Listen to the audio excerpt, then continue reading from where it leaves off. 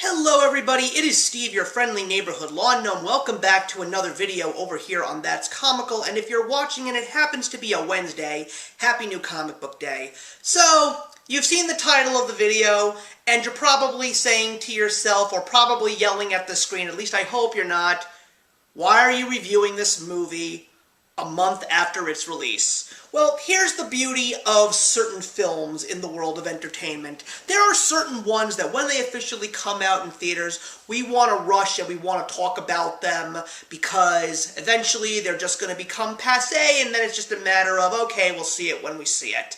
But then there are certain movies that come out, and regardless of when they are released in theaters, because of what they are and the impact that they bring to the movie-going public, these are certain films that we can talk about whenever we want, however we want, because they are going to probably be some of the most iconic films in the history of movie making.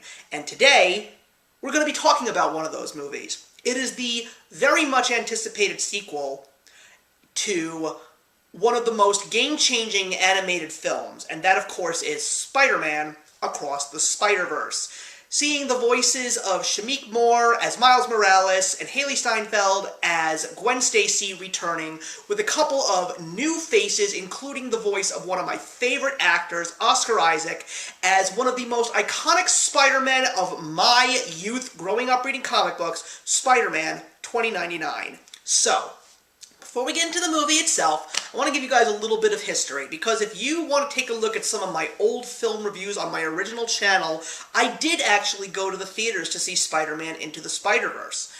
And I didn't hate the movie, but as someone who went into that movie looking to get an understanding of Miles Morales, a character in the world of comic books that I knew was extremely popular, but because I was in the middle of that big gap as to when I was reading comic books, so this was before I started reading comic books again in 2019, after not reading them since the mid-90s. I knew that this character was important. I knew that this character had a massive fan base, so I was saying to myself, Into the Spider-Verse is going to be my grand introduction to this new Spider-Man that I need to know more about. And I felt that I didn't get that kind of film. I thought that there were a couple of things in the film that I was not satisfied with, even though I thought the movie was entertaining and I thought the animation was absolutely stunning. So when I knew that this movie was going to eventually become a big saga, especially because it won the Oscar for Best Animated Film, I said to myself, Spider-Man 2099 is going to be in this movie. This looks stunning from the trailers. I've got to revisit Into the Spider-Verse before I see Across the Spider-Verse. So I tried to stream it, couldn't find it anywhere for free, so it was on sale on Amazon, on Blu-ray, for $10. And I was like, you know what? Let me buy it just for the sake of taking a gamble, and let me see what it was about this movie that I didn't like.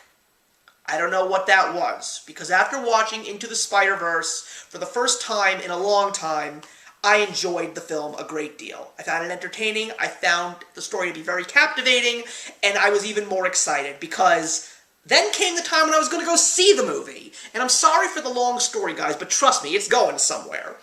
And I had a week of vacation, and outside of going to see Elemental with my wife, there was another day where I was going to be able to see a movie on my own. So I wanted to choose between Across the Spider-Verse and The Flash. I was telling that story to my local comic book store manager, and then when I said to him I couldn't figure out what I was going to see, himself, the assistant manager, and 3 people who were looking at new comic books that day in the store all turned to me and said, go see Across the Spider-Verse. Forget that The Flash even exists and wait for that movie to come out on streaming. So I made my decision, and I didn't regret it, everybody, because Spider-Man Across the Spider-Verse is a masterpiece.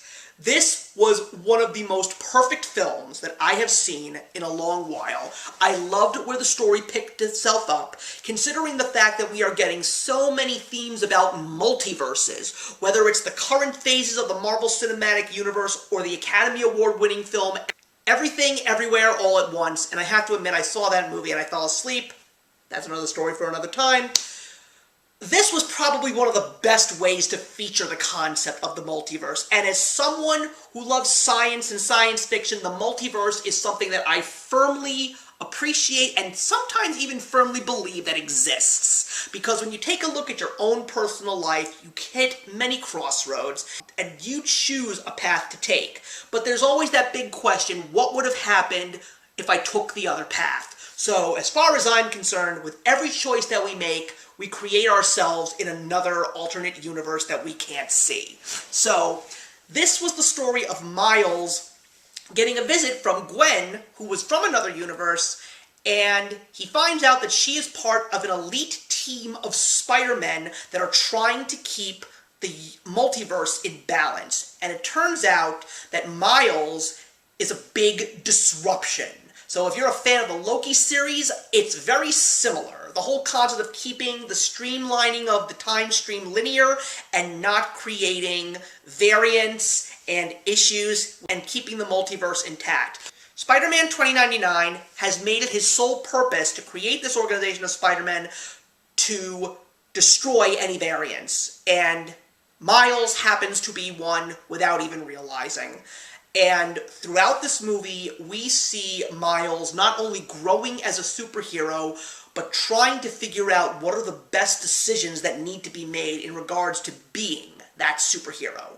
And we also see those exact same things going through the minds of Spider-Gwen and Spider-Man 2099 and Spider-Woman and all of these other Spider-Men and women that we see. And there are so many nods to fans of Spider-Man, whether you're fans of the movies, meaning the Marvel Cinematic Universe movies and the other ones from Sony, or even if you're comic book readers. There are some characters that you have read in the pages of comics that you have seen flashing on the big screen, as well as characters that you've seen in the cartoon.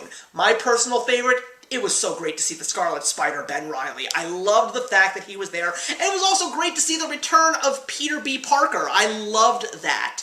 And when you get to the end of the movie, it ends on one of the best cliffhangers you could ever imagine, and it only makes you more excited for the third and final installment of this groundbreaking animated trilogy.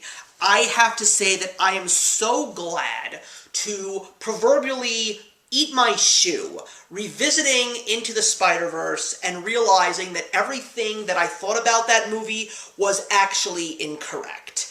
And getting that opportunity to wipe my slate clean and go into the new movie with a refreshed feeling and mindset, I am just so happy that I made the decision to go down this path and see Spider-Man Across the Spider-Verse. And man, do I want to get this movie and watch it many, many times, and I want to be front row center for Spider-Man Beyond the Spider-Verse. I know it's going to be a while till we see it, but it's going to come, and I'm only thinking, in the theme of Across the Spider-Verse, what would my life have been if I never took this path?